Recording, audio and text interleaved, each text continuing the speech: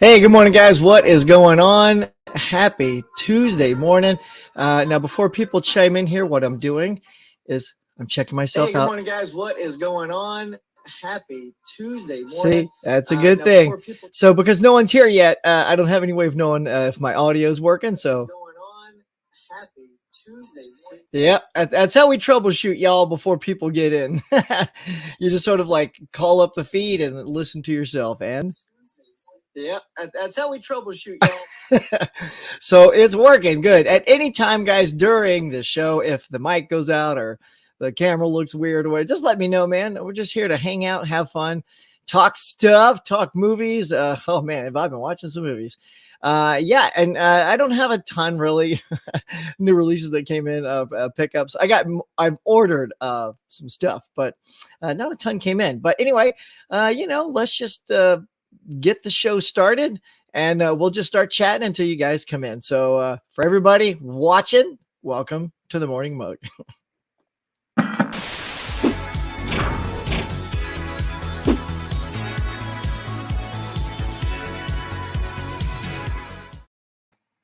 All right. So, hey, Brent, what's going on, man? Brent is in the house saying, sounds good. Good morning, dude. So let's chat. Just me and you. No one's here. Let's just talk about stuff. So have you seen The Batman? Yeah, I was going to, maybe I should say that for later because, I started watching it last night, but I only watched half of it because my wife and daughter both said, oh, we want to watch it. And then every time I say, so tonight, it's always like, I'm not feeling it. I'm like, that's of course, because it's a 3-hour, moody, broody Batman movie. Oh, say that 3 times fast. So they just said, go ahead and start watching it. So I watched half of it because it's freaking 3 hours long. I don't know. I guess to be fair, I'll have to save my full opinion when it's over. But right now it's just kind of just a big dark mess. I don't know if it's a mess, but it's just not the Batman I'm jazzed to see. So anywho, what'd you get there? It says, yes, picked up the Walmart gift set, arrived on. Which gift set is that? Which gift set did you get? Is that so many gift sets out there, man? Can't keep track. Yeah, tell me and we'll talk about it. Let me take a swig while you tell me.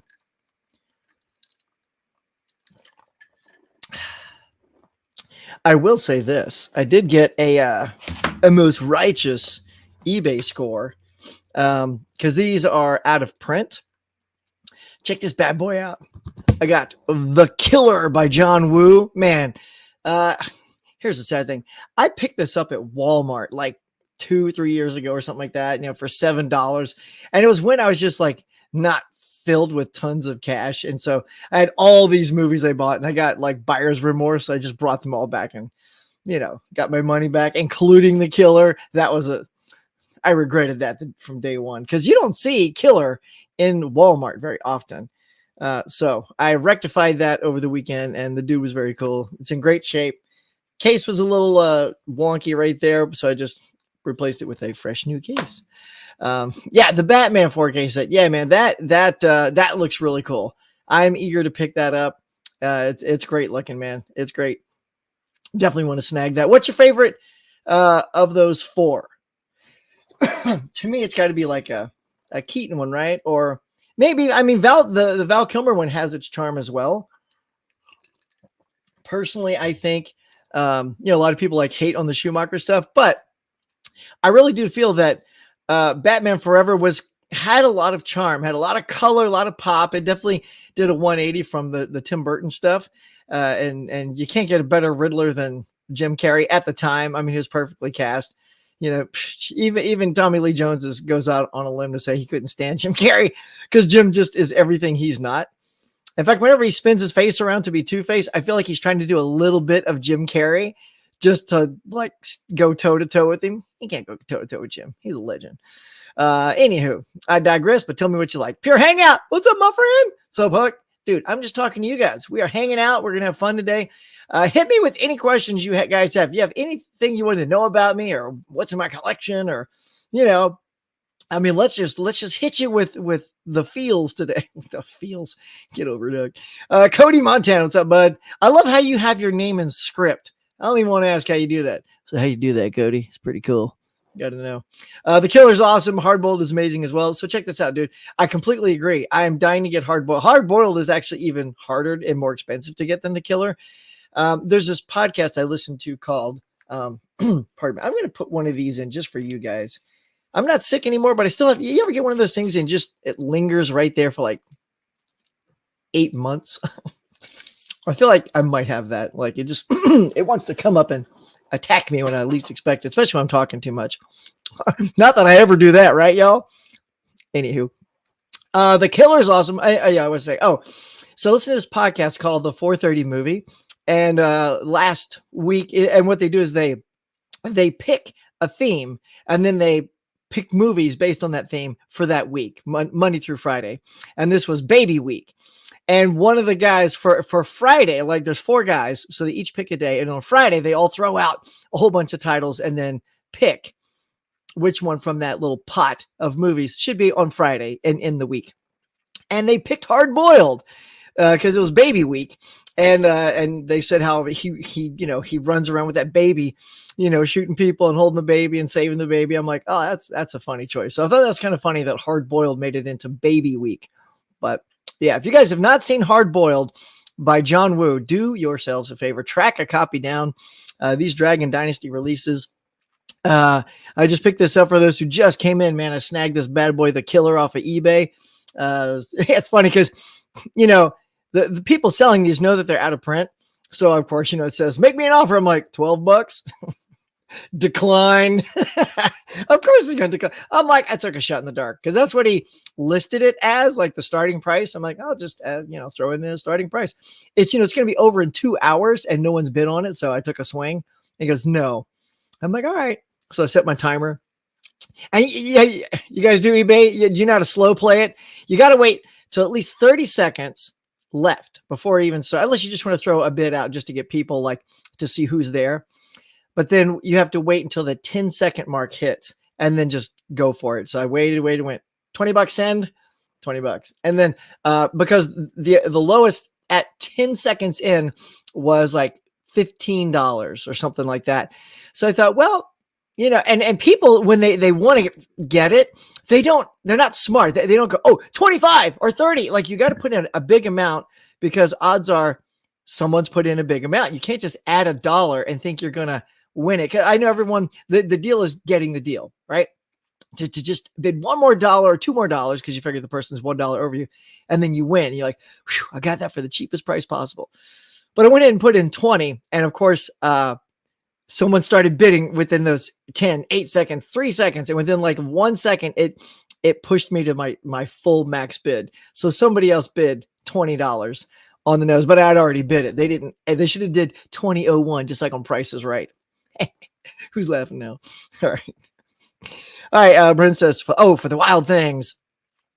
Yeah.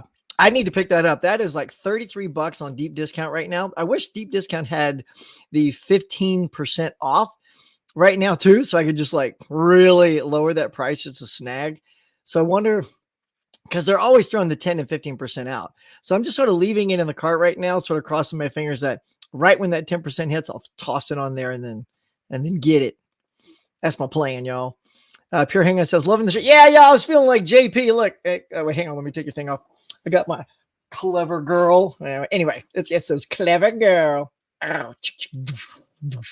Classic. Yeah, I just saw my dinos in the drawer and had to go for it. So thanks, man. Hey, 100. What's up, Morning Hook? Morning, everyone. Good to see you here. Batman Returns is my favorite. I know, right? Batman Returns, I feel like, is always sort of like the silent sleeper of all 4. And the reason I say that is people talk a lot about Batman and Robin because it's the worst. It's just too much.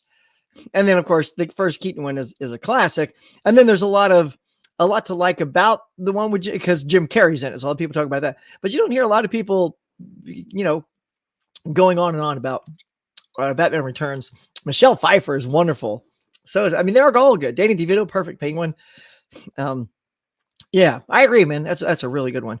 Jagoda Blue. What's going on, man? We're just sitting, chilling with a whole bunch of awesome people, talking to you guys this morning, seeing what's up. I really liked the Batman, but maybe a bit too long. Favorite Batman, probably Mr. Mom. Yeah. So I'm glad you just brought that up, Brent, earlier. He says, every Batman Returns is my favorite for sure. Nice. Oh, I love all the love for Batman Returns. I have a couple of one sheets. I have an international one sheet for Batman Returns. I was a big movie poster collector back in my day, as we all say. Before the girlfriends came around, you had all this burnable income. I'm like, well, I only have a girlfriend. What can I spend all my money on? Posters. So I have like a ton of like originals too. Like I have an original Star Wars Empire, all kinds of stuff. So I spent money on those, y'all. Oh, God. Spent more money on some posters than I have on movies. And for some reason, I'm all like, I am not spending $100 on a movie. And yet I'm like, hey, 120 for original Star Wars? Done. Remember, though, that was in my single days. Now I got a little kid running around and a wife. Michael, hey, bud. What's going on? East Coast people. So many East Coasters in here. So since we brought up the Batman, let's do just a quick little discussion about it. So I started watching it last night. I'm halfway through. I went up to the car chase, which was a boss ass car chase, by the way. That was pretty dope. It's a real muscle car. I wasn't sure if I was going to like it from the pictures. I'm like, it looks like he's driving like Vin Diesel's car, but that was a pretty boss chase, man. That was really good. But I don't know. The movie, it's moody. Here's the thing. When you read a lot of reviews, because I was curious what people think, people are either all in just because I think they just love dark, mean, violent, moody Batman. Like, if that's a very particular taste, and if that's your taste, that's totally cool. That's not my taste, though, with Batman. Like, personally, I wanted Ben Affleck's Batman. I thought that was spot on.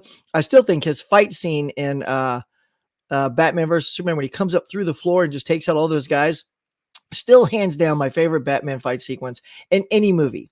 Like this one, I know there's an hour and a half left of it. I only got through half last night, but I don't know. And the look of Robert Pattinson, he's so, I know this word gets used a lot, emo, but it's just not Bruce Wayne. Like Bruce Wayne, he uses that Playboy millionaire disguise and he embraces it. Like, right? He looks sharp. He's got the hot cars, the hot girls, and it's all like this sort of day facade. So that when he becomes the Batman, it's a real like character change. And he's so moody as Bruce Wayne. It's pretty much like, I think people can figure out he's Batman. It's like, hey, that guy's kind of moody. Reminds me of Batman. So yeah, this whole super dark and here's the other thing. And I'm trying not to do any spoilers, and be too weird about it. But the Riddler is very weird. The Riddler's costume, it's also jigsaw. He puts people in torture devices. I'm like, really? Is that where we've come to a Batman movie? Is it has to be like a Saw film to dig it? I don't know, y'all. Let's be honest. That's what I talk from the heart, y'all. You know me. I'm just not digging it. I'm digging parts of it. Like, I think his costume looks good. I think he has a good shape when he's the Batman, like, in the suit and everything. I haven't seen somebody was saying in the comments, like the reviews, there's a scene where he takes his shirt off. I haven't seen it yet. And you would expect him to be pretty big and ripped like Christian Bale was, but they say he looks kind of scrawny. I don't know. I haven't seen the scene. Maybe you guys have seen it. So you can let me know if I'm right. Anyway, so that's my soapbox on the Batman. But you guys chime in, man. If you love the Batman, tell me, what did you love about the Batman? Speaking of Michael Keaton, so glad they released Night Shift. Hell yeah! On Blu-ray recently. Such fun movie. Dude, we're love brokers. Right? Love that. I used to have all those quotes memorized. Wait. Feed the mayonnaise to the fish. Call Starkist. Boom. Call Starkist. Come on. That was so good. That was so good, man. And Ron Howard directed his buddy, Henry Winkler. That was pretty good. Michael says, I was impressed with the new Batman. Just wasn't for me. I'm right there. I'm still going to finish because I'm that dude. I was kind of digging the music. Some people were saying the music's too much. It's over the top. Oh, so here's my thing, y'all. So when you're watching this, right, there's this new style of acting that's just come out, I don't know, in the last 15 years. I call it whisper acting. Now listen to me, Gordon. We need to get down there and we need to stop the penguin. And then Gordon goes, yeah, I agree with you. let's get on down there and get the penguin. I'm like, why is everyone whispering? For God's sake, people don't talk like that unless there's like, someone around the corner. You're like, hey, that chick was really hot. And then there she is. And you're like, because you have no game. This is not from personal experience, by the way. But no, you know what I'm saying? It's like, why is everyone whisper acting? I freaking hate that. I'm going out on the soapbox and just saying I cannot stand whisper acting. And everyone in this film sounds like they're all doing the Batman voice. Like Gordon is like, and then so anyway, you know what I'm saying? Like, it's like, why? I get that Batman has to have a voice. That's fine. And it's not just Batman, it's movies in general. Just watch how if people just start, because I think they think that draws you in. Like if they speak softer, it makes you lean in and like, oh yeah, go on. Tell me more. Like, no, that's not, no. It's like whoever thought that the shaky cam was a great way to show off action. Same thing. No, hire a kick-ass stunt team, choreograph a beautiful fight sequence or stunt, and then show me that thing. Don't shaky cam, car ends, or face punch, guy goes down. I'm like, I'm so bored. I'm so bored. Look, that's why I got the killer, y'all. John Woo, man, he don't whip the camera around. He just locks that sucker down and says, watch what I made. And then you go, holy S, that was incredible. I mean, Hard Boiled even, I think, tops the killer. So, yeah, right? Anyway, I don't know if you guys know what I'm talking about. It's like, what's this whisper acting? Just start be on the listen for it. You'll know what I'm talking about. When he was alive, creator Bob Kane said Val Kilmer captured the best. The character best. Yeah. And who was the other one? Bob Fingers. He was the other creative Batman that no one gives credit to, even though he pretty much did everything else in creating the Batman. Like, the look, the Batcave, the car, all the stuff. Anyway, kudos, Bob Kane. Anyway, Val Kilmer. That's interesting. Well, I mean, I don't think was Bob Kane around for Christian Bale? I don't know when he passed away, but I wonder if he was around for Christian Bale. The car chasing Batman is the best part, honestly, but still liked the movie. It just need an edit version. Yeah. What are you saying? You want me to edit it? Yeah. To put my skills to the test? Yeah. And that's what everybody says. It could just be an hour shorter. Yeah. So Pure Hagen says, wish we could have seen more recent Batmans. I'd be curious about his thoughts. Yeah. I know. But it'll be curious to see where this one lands. Like, are you guys going out to anybody going out Blu-ray Tuesday hunting? I don't know if Ken or Sue are going to be logging in soon, or 4K D-Ray. They always head out there. Jagoda, are you heading out today? Are you on the Tuesday Blues Day hunt to get the Batman? Because, I'm catching it right now on HBO Max. And I'll just say, after I finish watching it, I'm not gonna be eager to go spend $30 just to put it on my shelf and go, ha, got it. No, I don't think so. It's just not, calling my name. Anyway, love Michael Keaton in The Other Guys. He was always quoting TLC. I don't know if I've seen The Other Guys. I don't think I've seen that. Is it good? I love me some Michael Keaton, man. I personally think Michael Keaton should have won for Birdman. I mean, I loved The Theory of Everything, and Eddie Redmayne did a great job as Stephen Hawkins. But if you guys saw it, it's funny because when you watch Theory of Everything, the first half of the film is Eddie kind of succumbing to his illness. And then once he's sort of chair bound and boy, his physicality was spot on. The girl, what's her name? Is that the Game of Thrones girl? Yeah. She takes over the film. And in my opinion, it's like a two lead film because he can't speak or do anything. She becomes the lead. The film literally does a 180. And once he's done, she takes over the lead. And then it's really just him posing and the Hawkins like ailment pose. And he won. And he was good, but there's also like a pedigree at a certain point, right?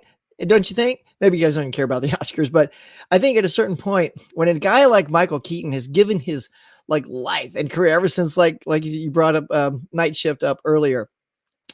I mean, that guy, he was so good in Birdman. And it's one of those Alfonso Cuarón things where it's all like one take. So it's a lot on the actors. You don't get the privilege and the beauty of a cutaway. So if you screw your line, you pause a second. and then you say your line again, knowing that he's cutting from the other actor, cutting back and forth. And you get that sort of luxury. But when you're doing something that's all supposedly one take, the actors have to be on point all the time. And I'll talk about that in a minute as I bring up Rope with Hitchcock. Yeah. All right. Where'd it go? Where were we, people? Coach says, I just don't care anymore. I know, right? We're done. Hey, Mr. Rigby, what's going on? It says, hi, Huck. That's why I love John Wick so much. No camera. Dude, right? Exactly. John Wick is great. And look, and also too, like, this is also, I was having a discussion earlier this morning. This is why the Mission Impossible movie, like Tom Cruise really cares about that franchise. And you can tell movie to movie, they're as good, if not better, every single time. And James Bond cannot make that claim. Like, you had a competent kick-ass actor in Daniel Craig, and you only, in my opinion, only churned out 2 really good movies. The last one was okay, but Quantum of Solace and Spectre, I just thought were kind of like one and dones, like I have the whole Daniel Craig set back there, just, because it's nice to have a complete collection. And it came in a set and it was on sale. So I had to go for it. But yeah, to me, the Mission Impossible films, man, and Cruise, teaches himself to fly fighter jets and Top Gun and helicopters and Mission Impossible. And he does his own stunts on the outside of a building in Dubai. I mean, the guy is fearless, and you have to give him credit. Like Tom Cruise or not, I do. I'm Camp Tom Cruise, but he gives you your money's worth. Like, if you go into the theater and you pay your money, I mean, by golly, he's gonna give you what he can. Certainly in those films. Maybe not so much with Jack Reacher Part 2. Jack Reacher 1 was okay. Part 2, that felt like a paycheck. Yeah, he looked tired in that one. But yeah, those John Wick movies. Woo, man. When I saw those, I was like, that's John Woo. Like, that's showing love to the old Kung Fu classics, like John Woo in The Killer and Hard Boiled, when it was just, balletic gunplay mixed with, Jackie Chan style fights. And you can tell it's funny too, because as the John Wick films progress, you can also see Keanu's getting a little bit older. Like, he's not like a super spry guy, but he still has skills, like Liam Neeson, it's a good thing he's got skills, because Liam isn't very spry, right? So he's got to have those special set of skills. Why am I leaning into the mic? Bob Kane is full of shit. I know the story, man. I know the story. It's Bob Fingers, man. That's the guy who created Batman. Right? Is it Bob Finger or Bill Finger? I think it's Bob Fingers. I think it's the 2 Bobs, right? Or Bill Finger. It's somebody named Fingers. You guys look it up. Let me know.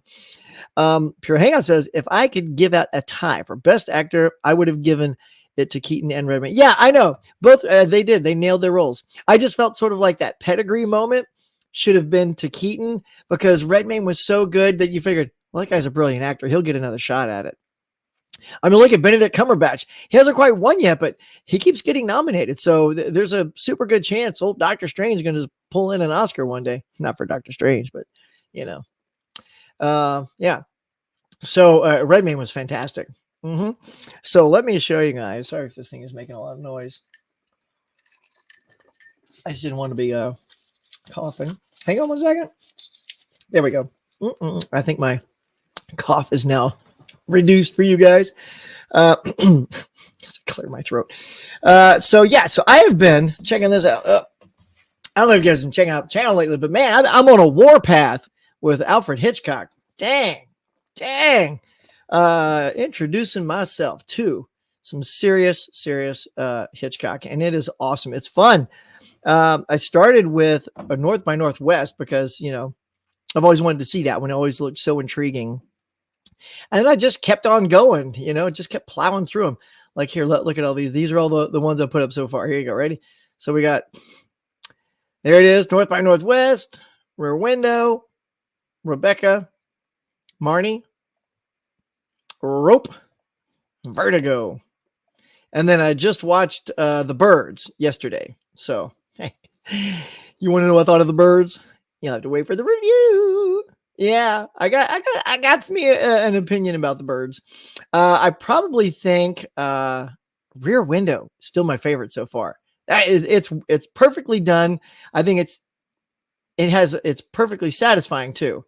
Like some of the ones, like I feel like The Birds just has a weird ending. Vertigo has an unsatisfying ending, in my opinion. Rope's really good too. Rope might be my second favorite. So speaking of, so this is what I'm talking about. So the before Alfonso Cuarón, right, tried to do these one take wonders like Revenant and Birdman and all these and Gravity and all those great things, Hitch did it with Rope. Only he didn't have all the super technology and skills that we have nowadays to hide the edits. So he had to come up with a clever way to hide the edits. And his clever way to hide the edit was to push the camera into the back of one of the guys who has a dark jacket on. And, it sort of goes to black, and then it pulls out of the jacket. And that's when the edit is made. That's when a new film can is inserted into the camera. And then he continues the shoot. So it feels like a continuous shoot. And thus it also feels like you're shooting a play, because the actors have to be constantly on point. All right. And I got a little nervous watching them too, because like, oh man, is it the actors mess up a line, or if the camera, then this camera is enormous. If you go back and watch my review for The Rope, I talk all about this camera. It's like, it's like built like it's like a stove, man. It's so big. These color cameras were enormous. But he's dollying and he's pushing in and he's pulling out and he's moving that thing. So it's on a crane. I'm pretty sure it's on a crane more than a dolly, because you'd have to have tracks laid on the ground. And they're moving set pieces out of the way, and he's going around, set pieces, and walls are coming in, and they're going away, all while the camera's rolling. It's brilliant. God, it's so good. So good, yeah. So yeah, in fact, I think, hey, 100 just says, what's your favorite Hitch so far? And yeah, I think it's going to be Rear Window. Man, that was good, y'all. If you've not seen, and look, this is my chumming up to you guys. Like, if you're not a Hitchcock fan or you never watch Hitchcock, I'm that guy too. These are literally first time watches for me. I don't know what my hang up was. Maybe I just thought Hitch was this overrated old director. I don't know. Right. I mean, come on. There is no good reason. So, but that's also why I bought this. I bought this to say, all right, Huck, what's your deal? What's your deal, man? Buy this. It's got 15 movies in it and 10 episodes of the Alfred Hitchcock Presents. So one day, get off your ass and start watching them. And, I couldn't say no once Ken over at Mid-Level Media, shout out Ken, what's going on, bro? Started his Hitchcock month. I just jumped on it. I'm like, you know what? Yeah, I had a different idea for what I want to do this month, but when he said Hitch, I'm like, well, that's it. This is my chance. You own these movies. Now you can't do your own theme, because that'll be an excuse why you couldn't watch Hitch. So, so Rear Window, it's so well done. And if you guys haven't seen Rear Window, to me, the most fascinating part about it is, it's all his POV. So he's sort of like, peeping Tom, perv, looking at people across the way. But it's really just, because his leg's broken and he's all, laid up in his apartment, can't go anywhere. So it's almost like entertainment. He really looks across the way and just sort of imagines, what's that person's life like? What's going on in that window? Oh, what are these two people like? And because all you can do is base it on what you see and what you barely hear. You barely hear dialogue, like, because they're across the courtyard. It's like a big but like building complex where it's like four sides, right? And it's a little courtyard in between all the buildings where they have like flower beds and swing sets and stuff like that. So you hear very faintly voices. Oh my God, what's going on? So it's like, and so you hear it kind of how he hears it. Like Hitch doesn't pump up the volume so you can hear what they're saying better, because that would be against the film, right? And man, it's just good. It's just so good. That's all I'm going to tell you. It's that's where all the other Hitch films have to land for me to be better.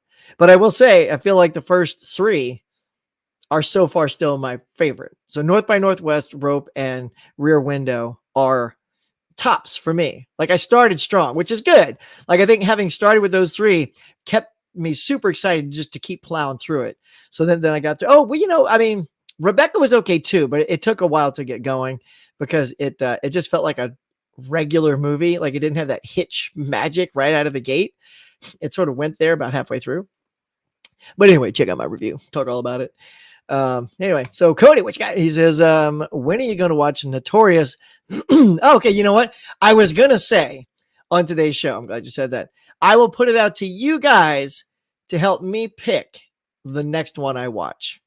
And if you think now, other people, you can chime in too. I'll do a, the most listed one will win out. Now, what I have to do, Cody, is look and see if I have Notorious in this set. Here's what I got, y'all. Here you go. I got Saboteur. Like I need to show you the pictures. Saboteur, Shadow of a Doubt. I'm going to skip the ones I've seen. The Trouble with Harry. The Man Who Knew Too Much. Wow, I've seen all these. Torn Curtain. That's the one that's got Paul Newman and Julie Andrews. Topaz. Frenzy. And Family Plot. Rats. So I do not have Notorious in this collection. So unfortunately, Notorious cannot be one of my selections unless it's on streaming somewhere. So those are the choices. If you guys caught those, let me know. And then I also bought during the Kino sale this standalone, because it's not part of the set, Lifeboat. Yeah. Check that out. So again, this is another one of those cool concepts where it all takes place on a lifeboat. How do you make that interesting? I don't know. If anybody can, it's Hitch. And so I'm super fascinated to see how he makes, a thing that's on a lifeboat interesting. But, I know he can do it. I just hope it's got a satisfying ending. So yeah, I don't know which one I'm going to do. I was thinking about doing Torn Curtain because it had Paul Newman in it. I just think it's kind of fascinating that Paul Newman is in a Hitchcock film, just like Sean Connery was in Marnie. Marnie was really good, y'all. I just put that up on Sunday, my review for that. I was super impressed by that. And Sean did it after Dr. No. So it was like 2 years after Dr. No. And man, he is just at his just studliness, man. He looks great. He comes off super good in that film. And Tippi Hedren was discovered in The Birds, because I just watched that and it said introducing Tippi Hedren. And of course, I watch him out of order. And I was like, wait a minute. What do you mean introducing? She was in Marnie. I'm like, oh, wait, Marnie came out after The Birds. It was the one right after. So that's, I guess he liked her so much. He made her the lead of Marnie. So yeah, it's pretty good. Brent says, I really liked Family Plot. His last one, much better than I thought it would be. Okay, cool. Yeah. I'm going to get, my plan is to get to all of them for sure. Have you seen Disturbia, that semi-remake of Rear Window with Shia LaBeouf? You know what? It's so fun. I have not. Is it worth seeing? Oh, it's funny. That makes sense now. I can see the cover. He's got the binoculars on the cover. That was at Big Lots for so long for $5. And I just never picked it up. I didn't, I don't know. I just never heard anything about it. So I don't know. What do you think? I haven't seen it there for a long time though. So I don't, it's probably still not there. Although here, while I got you cool cats here, let's do a quick Amazon and just see what Disturbia Blu-ray. See how much it is on. Okay, it's $8.99 on Amazon. So it's not $5, but it is kind of cheap. I wonder if I can find that at one of my local thrift stores. Because anyway, so yeah, let me know. Is it here's the thing for you, Pure Hangout. So have you seen Rear Window and Disturbia so that you can I can tell it's like a semi remake, but I just want to know if you actually saw saw both of them as well, because I'm curious what the comparison, like how they hold up against each other. Maybe they're not quite apples and apples. 100 says, yeah, I'm with you. Cody. Notorious is my favorite too. I watched The Lady Vanishes yesterday. Ooh, Lady Vanishes. See, that's why I need like a second one of these box sets here so I can get the second half of Hitch. Best Hitch self cameo. I know. All right. So this is so funny. There was one, was it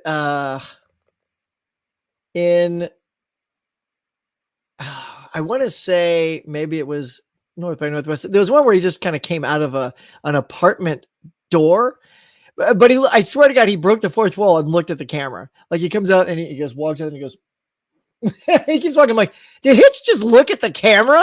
Like the one thing he probably tells all the actors not to do.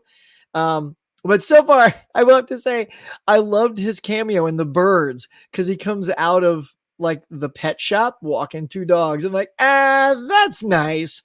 He just keeps walking. He doesn't stop and pause and do the Hitch move, right? So yeah, I thought that was a pretty good cameo. Some Well, I think North by Northwest actually, they said there wasn't a good place for a cameo in that one. So he's literally a high shot looking down at the hotel door, just for an establishing shot. And he's walking on the sidewalk, like from top of his head and stuff. So that's one where it's a super subtle Hitch cameo. And I didn't even know he was in it. I was like, I didn't see Hitch in the movie. And then I watched the making of and they pointed that out. So I was like, okay. So yeah, what's yours? Pure Hangout. What's your fave? What's your fave cameo, man? We got to know. TJ 8311. What's going on, buddy? Hey, Huck. Hello, sir. Thanks for coming in. If you got any questions, man, just pepper me with Q&A. Cody says, kiss. Mwah! The lady vanishes. Mwah! Bellissimo. See, you guys are throwing out ones I don't have. You got to lean into the box for me that I have. If I need to read them off again, let me know. Because of these, I need to pick. I've already tapped out. Here you go. Hold on. So this is my 4K set. I've already maxed these out. Well, here's the thing. I've seen Rear Window, Vertigo, and The Birds during this. I've seen Psycho in the past. So personally, I'm kind of saving Psycho to the very, very, very end. Right? It just seems fair. Like I'd rather spend the time if I run out of time or something happens. Like I'd rather have ingratiated myself with all the other films that I haven't seen. So Psycho is my most familiar, which I do really like. But it's funny, it's been forever since I've seen it. And I sort of liked it back then, but now I really want to rewatch it while I'm in this mode and see if it's just even better. Like I wonder if now I will like it better than Rear Window. Because right now that's setting the bar for me. Up here it says a lifeboat has my favorite. Oh, does it? Really? Lifeboat? Was he like one of the fish? He's got his face on it. Hello. I mean, I'm sure they must be in a big boat before they get into the lifeboat. Don't tell me. I know. I'm trying to just guess, right? See, now I feel like maybe watching Lifeboat just so I can check out that cameo. 100 says my favorite Hitchcock cameo is The Bird. Yeah, when he walks out the store, two little ducks. Exactly. Yeah, see? I didn't look ahead either because I don't have that kind of, peripheral vision. You know me, I get on my tangent. As soon as I read something like squirrel, I just start going, y'all. Scaps. What is going on, Scaps? The makers of Disturbia was sued for copying Rear Window, really? But they ended up winning. Oh, nice. Well, there you go. Yeah, you can't try to like rip off Hitch and don't expect those Hitch wolves to come out and take you down. See, you should have sort of gotten the license for that. Like, I know they Christopher Reeve, after he was wheelchair bound, did a legit Rear Window remake. I haven't seen that one. I'm going to wait till I'm done with all the Hitches before I try to compare that. But I wonder how that was. Because, Chris is a lot more restrictive in his chair than Jimmy, because Jimmy could literally get up, move around, fall around. I almost said something. Fall. Excuse me, guys. Time for some tea. And look, I'm even drinking out of the Moody Batman, so I remember to talk to you guys about the Batman, because we just have to. We just had to. Ben Graham said, hey buddy, have you seen Abominable? It's about a guy stuck in a wheelchair watching a group of girls get hunted by Bigfoot and trying to warn them. Is this for real, dude? I mean, this just sounds like hilarious. Is it like an 80s type horror? Is it absurd? I mean, that just sounds kind of hilarious. Like, before I kept reading, when I just got to the top line, it says, stuck in a wheelchair watching a group of girls. I was just thinking, oh, it's like a TNA 80s movie, like Porky's, but rear Porky's. Hold on there, Huck. That sounds weird. Anyway, what is that film? I've never heard of Abominable, where he's watching girls trying to warn him, Bigfoot's coming after you. He's like, rrr. Is it like Harry and the Hendersons Bigfoot? Anyway, see, that's hilarious. I've seen both. Disturbia is much lighter fare, like Rear Window for teens. Rear Window for teens. So in other words, my daughter would like Disturbia. Okay. TJ says Disturbia is decent if you don't compare it to Rear Window. Okay, that's cool. LOL. Not really fair to compare the cast of Disturbia. I know, right? You can't, right? You just have to go. Well, that's the thing too. Here's the funny thing. Had I seen that, I wouldn't have had any comparison because I hadn't watched Hitchcock yet. But now the damage is done, Disturbia. Yeah. You could just look at it more as an homage and say, okay, they're paying homage. Now let's see what they got. See, I'm good with it. I see. I'm also the kind of guy who can watch the birds and go, damn, those are some pretty good bird effects. Like the bird attacks were actually pretty good. Yeah. The bird attacks. Okay, I got a review coming for that. I don't want to get too much into it. Ken, what's up? What's up, Huck? Hey, dude, are you going out? Are you Blues Day Tuesday hunting? Are you bringing me along? Put me on your dashboard while we fill your ear holes with pop culture movie goodness. We've been having a good chat this morning about the Batman and Hitchcock and all kinds of good stuff. I'll have to change my thumbnail to say we talked about the Batman. But yeah, so the birds. So, all right. So the birds again. So if you're able to put yourself in the time frame of the film you're watching, you will enjoy it so much better. I get so tired of people that say, "Oh my God, those effects were terrible," or the acting is over the top. And it's like, you can't judge it that way. That's how they made films back then. That's how, the performances were asked to be done. And it's funny because as you start noticing the progression of how acting changes, it's actually becomes a fascinating cinephile moment in your brain to observe that and experience that. And I personally love that kind of thing. So the birds, actually with the birds, oh my God. So this scene where these birds come flying out of a chimney and fill the room. I'm like, oh my God. It's like, if that's an effect, that's a really good effect. Or they just, had 600 birds and let them loose in the house. Either way, it's a dynamic effect. And just the attack of the birds, it's well done. Little bird puppets going, chewing on their fingers and their neck. I'm like, get it, bird puppet. Bird puppet. Got to get me one of those. Kids come home. What am I talking about? It's weird, Dad. But anywho, so I enjoyed it. But there's a moment where like Tippi Hedren's being attacked by birds. And it's like, this is my only tease to my review before it's going up today. No one screams. There's no yelling. Like she's being attacked by birds, and she's like, peck, peck, peck, peck, peck, peck, cut, bleed. I'm like, scream, say something, say help me. Oh my God, I'm being attacked by birds. Like, it's moments like that. I'm like, why is no one yelling? Why isn't she banging on the door? Because of course she falls against the door and the door closes behind her. So now she's like, I'm fumbling with the doorknob, can't get the door open, and the birds are attacking her. I'm like, can you yell? Because there are 3 other people in this house who could probably help you out. See, it's things like that. I feel like Hitch is smarter than that. And I don't know why he didn't. Because here's the thing, in my opinion, as a filmmaker, right?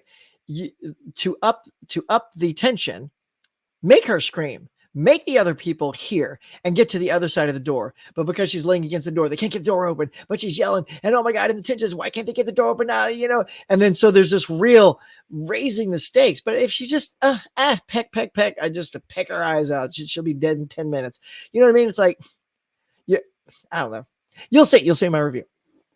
That's all I'm going to give you. That's the tease. That's the bird tease. The bird tease. Take it easy.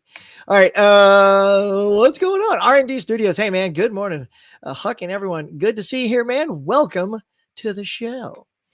Scap says, best wheelchair death. Texas Chainsaw Massacre when Leatherface takes out the guy in the wheelchair. Yeah. I'll tell you the best wheelchair chase. I'm going to forget the name of this. Oh, no. I think I just remembered it. Okay. Just to be sure. Okay. Hold on. You guys are going to thank me for this. So, come on, load. I think it's called Detention. Oh, come on. So many Detention. It's probably not called Detention. It's a Dolph Lundgren movie, right? This was back when I was watching all these Dolph Lundgren things, and so there's a dude in a wheelchair, and he's a bad guy, right? And he starts taking off, literally, he's got sound effects, and it's hauling ass. He's got some turbo on his wheelchair, and I want to say Lundgren's on a horse, 2 forms of transportation you've never seen chase each other in a film together ever. And it's a wheelchair and a horse, and I was just like, what am I watching? What is this? And it's just like, the guy's shooting bang, bang over his shoulder and Dolph is chasing after him. Holy hell. It was just to die for. Now I'm looking in the, here, I'll pop it up with you guys. See if you can spot it with me. So, all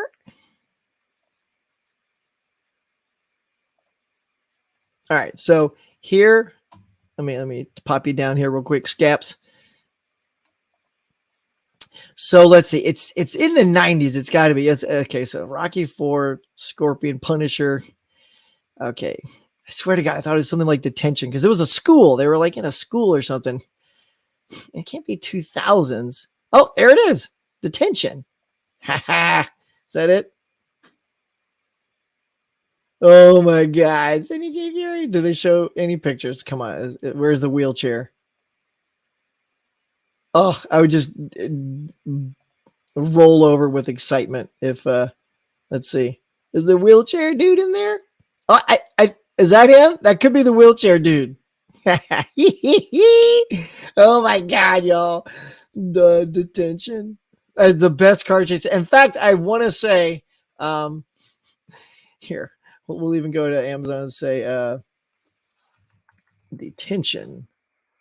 DVD, because I think it was a DVD at the time. I wondered because I put a review in for that film. Good Lord, it's taken all day today. And I literally put in that review best, car chase ever. So it's only 67 ratings, so we'll find out. This guy says it's perfect. All right, come on. This will be crazy, y'all. If I see my review. Where's the names? Oh, there they are. Magnolia. I mean, this would just be these are all pretty new. Not bad. But yeah, we have to go a long time ago. Next page. I mean, this is years ago. 16. I mean, I think I have to keep going all the way to like something like 2000 to see my review. 20 Gil, Lola. This would be kind of funny. It's gonna be. Oh no, that was it. All right, that was anticlimactic as hell, Huck. Good job, man. All right, no review. I must have done it on something else. I don't know what I did it on. Like, who knows? Maybe I'm lying. I don't know. Smoking weed. I don't even smoke weed. All right. Anyway, so the best wheelchair death was Friday the 13th Part 2. Come on. Oh, here it comes. Everybody's battling out the best wheelchair deaths. Bring them on. Let me back up here. I think I skipped a couple here. There it is. So the best wheelchair death, that's what we got on theirs. And then it says Abominables from the 90s, surprisingly pretty good. Oh, okay. All right. I'm going to have to look at the trailer for that. So you say, is that Ken or the Hillbilly Hunter? Yeah, who knows, man? We'll have to see how his lingo kicks in if he starts typing to us. Hillbilly Hunter, he's got his twangs, you know what I'm saying? Who knows, man? The Hillbilly Hunter, he's unpredictable. Maybe the Hillbilly Huntress is hanging around and they're going on a hunt together. She's scared they'll fly in her mouth. Oh, Tippi Hedren in The Birds. Oh yeah. Oh, that's why she doesn't scream. She's like, bird flapping while its head's stuck in her mouth, just going in deeper, grabbing the wings. Wow. I took that to a whole nother level, didn't I? See, that's what I do. Go from here to here. Scap says, I wonder how many birds were killed in making of the. I know, right? I don't know. Maybe it's maybe none. Maybe they just knew what they were doing with the birds. You could tell all the ones coming through windows and stuff were just puppets, but they were really good. I mean, those are some pissed off birds, man. I'm not going to give the ending away, but boy, those are some pissed off birds. Best wheelchair. Okay, there we go. Now we're caught up. Best wheelchair death. It's Friday the 13th Part 2. Come on. Excuse me. He says, that 70s show did a fun parody episode of Rear Window. Oh, yeah? But that's classic. Didn't OJ have a great wheelchair scene? Yeah, he did. He was in the wheelchair because at the beginning of the film, he was on a boat and he didn't wait for backup. And he, of course, busts in on the bad guys, and there's way too many bad guys, and they beat his ass and throw him over the boat, and he's all injured. I want to say he was even lit on fire, right? And falls over into the water. And then so the next scene, he's like, it's the kind where he's got his arms like in the cast, and he's in the wheelchair, and one leg is up, and they're at the top of the stairs on a stadium. And Frank Drebin goes, "Good job, Nordberg," and he slaps him on the back, and he goes, "Oh!" And then he starts going down the stairs, and then he just keeps talking to the other guy, like George Kennedy, and they're just talking completely oblivious. And then they do the POV, and you see him go right to the bottom of the stairs, and he hits the railing and just whoa, like pops out of the chair. You can tell there's like an air launcher in the chair. It just launches his ass over the railing down, out of sight. Pretty hilarious. Nordberg, man. Can't top OJ as Nordberg. If you watch the movie The Girl, which is about Tippy and Hitch, it really puts the birds in perspective and what you went. Okay. Let's see. Movie's called The Girl. So it's just called The Girl. The Girl. I wonder if it's on this thing. Let's see. These things are replete with bonus features. So let's see. Oh, that's Psycho. There's the birds. Let's see. So on this, you get. Oh, by the way, I put in the 4K, and it sort of stopped playing at a certain point and started squelching my audio.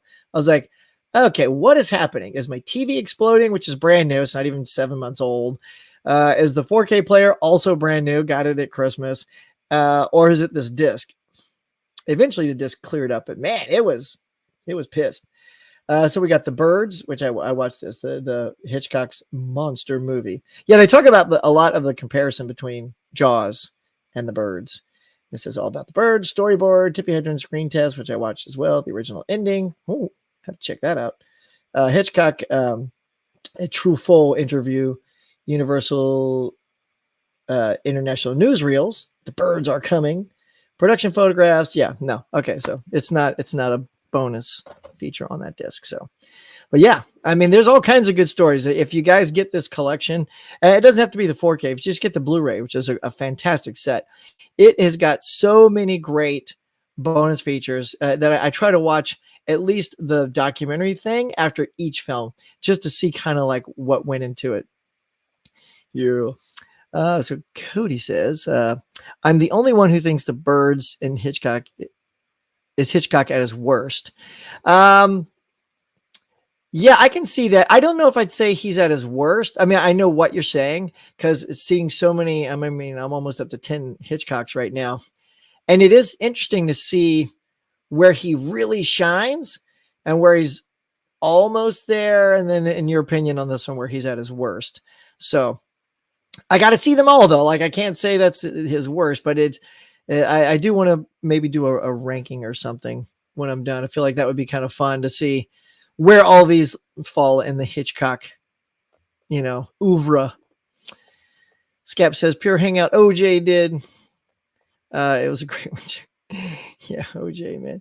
I love those movies, man. Those were Leslie Nielsen getting a second career out of being a comedian. It was just, I love that for that guy. I mean, guy was like, what was he, probably in his 50s when he started doing those movies, and just seemed to love it. Just seemed to love doing those movies. Even in interviews, he always has like a smile on his face. I'm like, look at this Leslie Nielsen guy. He's like this old dude, but he's like appealing to the entire family. I just love that.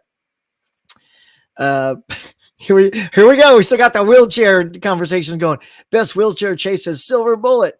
I do not recall the Silver Bullet wheelchair chase, but I'm sure it's hilarious. And it's almost anytime you try to incorporate a wheelchair into something sort of like dynamic like that, it becomes fun.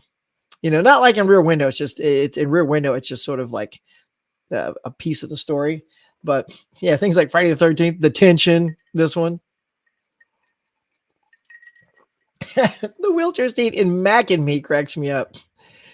See, why is that? I don't know if I saw Mac and Me.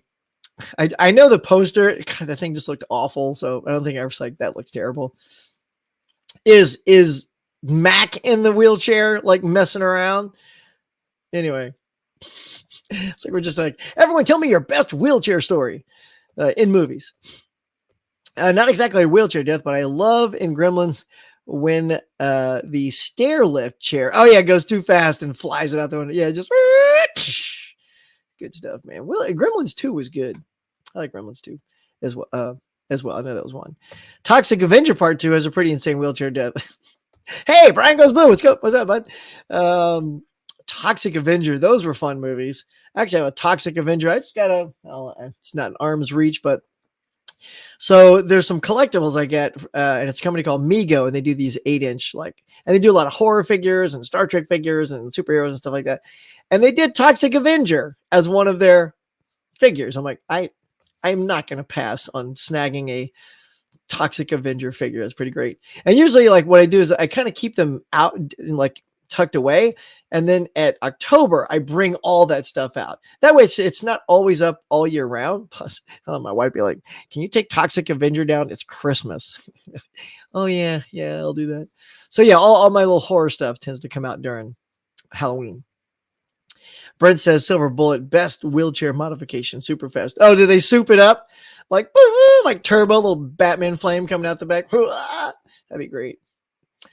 Michael, hey man, it says Silver Bullet, badass wheelchair scene. Okay, see, now I just need to feel like seeing Silver Bullet, because you guys are saying what a badass wheelchair scene that is. See, pretty excited. I gotta finish my Hitch first, but I think after that, then I'm gonna just open up next month as open season, whatever I want to watch.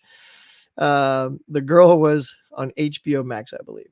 Oh, the girl, that movie he's talking about. Well, that's cool because I have HBO Max. That's how I'm watching The Batman right now. I have to do it in 2 nights. Hey guys, what's going on, man? So Anthony, we're just talking about our favorite wheelchair.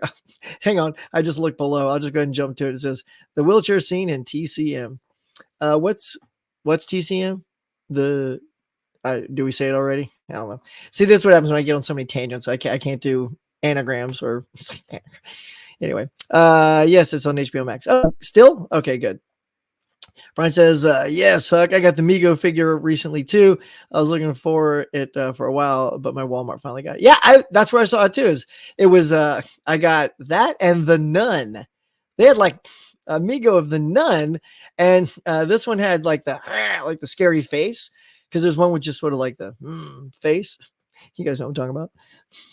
I know use words. Thirsty. Glug, glug, glug. Cheers. Hey man, should I get Adventures in Babysitting? Here, look at this. This is what's literally sitting on, if you guys saw this, in my cart right now. I have National Treasure 2, because it's a treasure hunting movie. I like those. I have the first one. Adventures in Babysitting and The Prestige. It's all on Blu-ray. Everything is $6 or $7. I know The Prestige is on 4K. I'm not a big, 4K, Blu-ray snob, It's I also try to think, what movie do I really want in 4K as opposed to upgrade everything to 4K? Because, I don't know if I need to want to keep flipping my money on every single title that comes out on 4K, especially if I bought the Blu-ray. Brian, you'll probably get this, and have never put the Blu-ray in. So she'll be like, oh, since I haven't watched it yet on Blu-ray, better get that 4K. How is that logic there, Huck? I don't know if it is. Yeah, scene. Yeah, I got you. I knew what you're saying. Adventures Babysitting is awesome. I know. I'm just staring at my cart. I'm like, come on, it's $7.99. I got to get that. I got to get that. Oh, and here, I'll show you guys something in just a second too that you'll be all excited about. Don't F with the babysitter. I love that in this too. It's the little girl has an infatuation with Thor. Again, well before anybody even knows who Thor is. Thank God they had her holding the comic, so anybody not knowing who Thor was would know what this kid's obsession was. And she sees the guy at the mechanic shop, and he comes out with the long golden hair, and she's like, Thor. That just cracks me up. Yes, Adventures Babysitting, tons of fun. See, everybody sounds like I need to get it. Texas Chainsaw Massacre, classic wheelchair death, right? I upgraded everything from Laserdisc to DVD, then DVD to Blu-ray. But as I've gotten older, I'm way more selective on it. Yeah, getting cheap. TJ, man, I feel you, bro. Look, here's how cheap I am.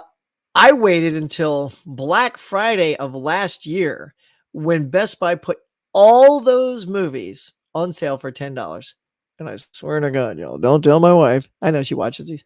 I bought 30. So you can do the math, right? But still, $30 for $300, you know, and it's all 4K and it's all good titles. Like to me, that would be worthy of a 4K upgrade, like, you know, Mission Impossible stuff and Spider-Man and Fifth Element and, you know, visual stuff.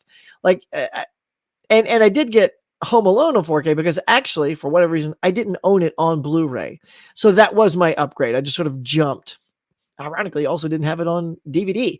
So that was an easy comedy purchase. I don't tend to think, oh, my comedies need to be in 4K as well, because I just don't think they do. You know, unless it goes down in price. So I'm probably, and I don't know if Best Buy is going to do that again. Did you guys take advantage of that? Part of me is like just praying they're going to do it again. But what if they don't, y'all? What if they don't? That means like all the sales, there's a sale right now on Amazon. And there's a lot of 4Ks right now that are like $12 to $15. It's a really good price. It's really good. So I am considering like, I mean, not getting a lot, but like if there's a couple of titles I'm interested, like, should I do it now? What do you think? Should I do it now or should I wait? Because I'm all about, you know, waiting for the deal on a 4K as well. I have a hard time, you know, I have so many movies. I don't need things day of a lot. So I feel like if I wait, I get the deal. Like my Indiana Jones. I got the Indiana Jones trilogy for like under $50. It's over 60. I think it's like 69 right now. That thing hit bottom price, like under 50. I'm like, now it's time to pull the trigger. My Back to the Future 4K, I got for $21. And it came out at like 60, you know, and the tins, or I think it was like 50 something. And then the steel books were how much? Those were expensive, right? 60, 70. So, you know, sometimes you slow play your 4K purchase and you score. Pure Hangout says, I've got to head out. Great chatting with y'all. Take it easy, Pure Hangout. Please come back next week. 4K D-Rays here. What's up, Huck? What's up, buddy? Are you going out? Blues Day Tuesday? Oh, going right down. There it is. Happy Blues Day Tuesday, aka 4K Tuesday. Get on out there, dude. You going? You going? You can pop me on in your car. Let's see, 9, 10, 11, 12. It's like 12 o'clock your time, right? Yeah, I think you're East Coast too. Yeah. So you're all heading out. It's like noon. It's perfect. See that my day's just starting. You guys have had your breakfast and you're up and you're raring to go and get out there and search for those deals. That's cool. R&D says, the guy in the shop, Adventure Baby said, yeah, that's right. I was just thinking, I was going to tell you guys it was Vincent D'Onofrio. Yeah. It's so weird to think like the super buff, long blonde hair is now the big, chubby, thick, overweight, bald guy. That dude's good, man. Vincent D'Onofrio, that dude's awesome. He was great in Men in Black too. Remember he was all, and his face was all cracked up and torqued. And I was like, wow, man. I mean, I know a good bit of that is makeup to, you know, because you can't just keep your skin curled like that, but just to keep his body in that contorted condition, it's pretty impressive. It's very funny. Brian says, sell off some of those digital copies. Yeah. And get a good chunk of that 300 back, unless you're a digital collector. I do like some of the digital codes as well. I don't know why. I just feel like, I feel like I'm future proofing myself in case there's like down the line, all players are, you know, it's like Mad Max post-apocalyptic. There's no more Blu-ray players, no more 4K players, you know, and then you lose the ability to play your movies. I'm like, oh, if only I'd have kept those digital codes. But I have given some away. But yeah, you're right. I know a lot of people sell the codes and recoup some of that cashola. I have a big old box of movies that I want to get rid of. I've already thinned my shelves down. So yeah, they're not going to sell for a lot. If they even sell, should we just have a yard sale? It's like $1. People are like, that's too expensive. Really? Cash, you can start barking now. My dog just jumped up on a couch. He's now perched at maximum dog level to look outside and protect the house. So if he starts barking, it just means he's protecting. All right, let's see. I'd say get 2 or 3 of what you want right now, but come Black Friday, yeah, you know what? Okay, I like the way you think, Brian. That's probably what I'll do. Let's see. I forget. I will go check real quick. Sometimes I don't know about you guys, but I have tons of wish lists that I make, and I have like, here's how nerdy I am. So I have like my normal Blu-ray wish list, and then I have a 4K wish list so I can separate them. And then I have like box sets, and then I even have boutique label wish lists. I mean, that's how I break them all down so I can always come back and check them out. So yeah, I got the Batman set on there. That's like $45. It's 20 for Jurassic Park. Few Good Men. I wish Few Good Men would just get down to 10. Like I've been wanting the Blu-ray on that, and it's never cheap enough. I feel like that's one of those that should be a 10 and less title by now, especially now that the 4K is out. But it's not. Like right now, Captain Marvel 4K is $13. So Captain Marvel can be 13. Come on, let's get that Few Good Men down in price. Adam's Family, the excuse me, the more with more Mamushka is down to $15 now. That's been 20 for a long time. So yeah, I mean, Cabin in the Woods, I got that already. Delete. Sometimes you purchase stuff, then forget to take it out of your cart. Yeah. So yeah, let's see what else we got here. 100 says, where's the best place to sell digitals? Ryan goes blue. Yeah, where do you sell them? Do you do them on your channel? Do you mostly, or do you advertise them on eBay? Like that's a really good question, 100. Like where do you maximize the most success rate for selling your codes? Macari? I know 4K D-Ray, you love Macari. Did you get any cool Macari deals this week? TJ says, I do the same thing unless it's something I really care about and don't want to run the risk of it selling out. Yeah, you mean just snagging it now? Yeah. And that's the thing too. It's like if also you're a big like slipcover person and you don't want to lose that slipcover, like I'm okay. Like it's nice. It's funny. I used to not care at all about slipcovers until, starting my channel, being in this community and seeing all these people who just love slipcovers. I'm like, oh, maybe I should have kept all my slipcovers. Actually, I do still have them. They're all in a box tucked away. Should like dig them out. They'll probably like sell them for gold, right there. See, probably make more money selling my slipcovers than the codes. But yeah, I mean, people just love those slipcovers. There was only one slipcover. Let's see if I can grab it.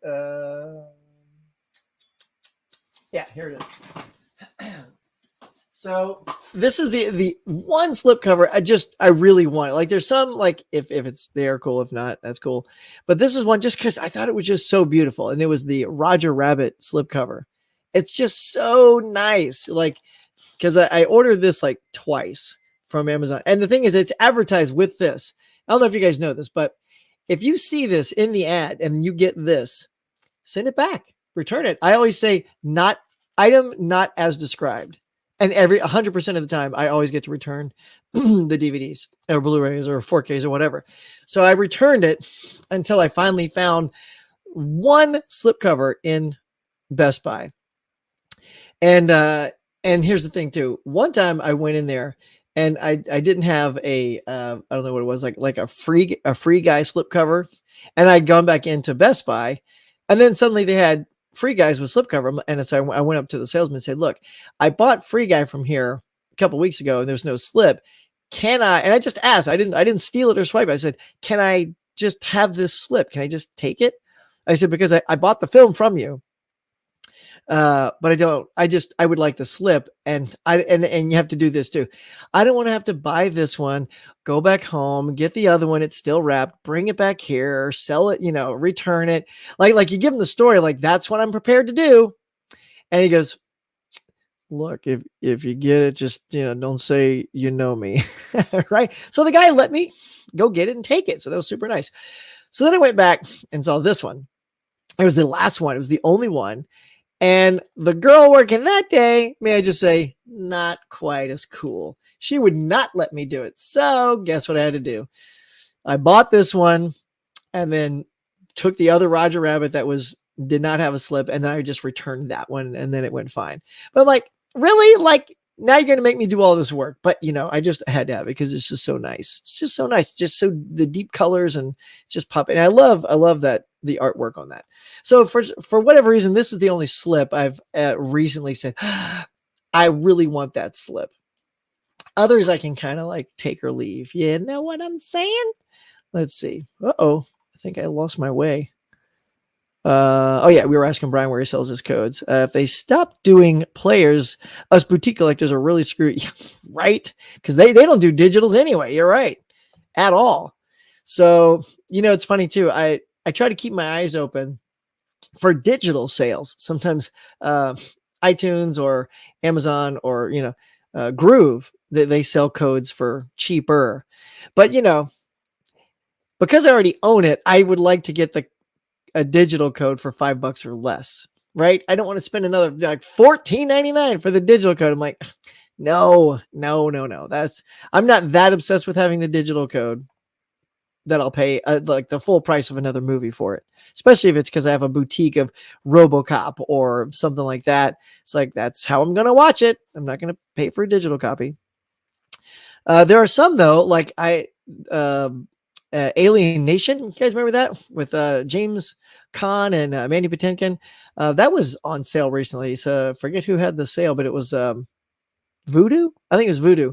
They had like super sale for sci-fi. It was like sci-fi weekend, and I got it for like $5. We got a digital code for it because it's not really readily available on Blu-ray. See, that would be a great.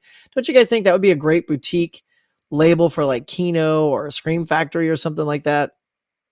Yeah, it'd be fun. Let's see. R&D says the only way I would get Addams Family 4K is if I knew they were going to upgrade the second movie. Oh, really? Like, because you want to have both of them in that? Yeah. Second movie was fun too. I love that. Yeah, the recasting of Carol Kane as Grandmama. Oh my God, I wish she was the Grandmama in the first one as well. She's so good, so good. And Christina Ricci is absolutely phenomenal in that second film. Wasn't it the second film? Right, the second film is the one that had the camp, and I hope I'm not mixing them up, but I want to say the camp was the second film. And the prim and proper girl is saying how my parents say that when the stork comes, it drops off the baby, and that's how you have babies. Then it cuts to Wednesday, and she's like, my parents have sex. Oh my God, she's so good. Classic. All right, let's see. I get back on track. Hang on. There we go. Skep says, I redeem my codes in case I'm away. Yeah, that's another reason why I do it too. Is away from home or watching a 4K without a player. Yeah. Yep. That's what's nice. I do sort of like, it's sort of that, like the movie person in me. It's like, I'm not really like, I love collecting physical media, but I don't hate digital codes either. I don't hate streaming. To me, if I can access films I love in any way, shape, or form, I'm happy. Now, if I can own them as well, I'm super happy. But if getting a digital code, like for some reason, I don't know, I'm shooting myself in the foot, but I really like the Harrison Ford film, 6 Days, 7 Nights, or 6 Days, 7 Nights. Never been on Blu-ray. And it's a fun film. Anne Heche is in it, and David Schwimmer. And the other day, it was on sale for like $4.99, I think, digital code. I'm like, I'm just going to do that. I want to see the film. I want to see it not in DVD compressed format, which is what I have. And so that's my upgraded version of that film until if they ever do it. I feel like that would also be a Kino Lorber title if they would do it. TJ says, I've never cared about slipcovers. Honestly, I don't know any one. I didn't know anyone cared about them until I started watching Ken.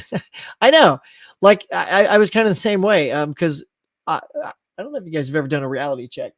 Let's see. Well, no, they're all tucked away. If you took out, so say the shelf behind me, you can see there's a lot, just most of them don't have slipcovers. If you put a slipcover on every one of those films, you would probably, no lie, because they seem small, but in the end, you will probably consume at least 10 spaces. So that's 10 movies that wouldn't fit on that shelf. That's how much space they take up. So if you take them all off and squish them together and put them on the shelf, just side by side, and every one of those had a slip on it, I'm pretty confident saying that's probably about 10 movies you could get on your shelf if you just took the slips off. If you want to save them, cool, put the slips away. Because I mean, like, they just sit back there anyway until you're ready to watch them. I think the slip is initially fun when you first buy these. Like, you go, oh, that's a nice slip. Like, the Roger Rabbit I got here. But in the end, it's just going to be about watching the film again. Not so much like, oh, there's that slip. Except for this one, because I fought for it, But other ones, yeah.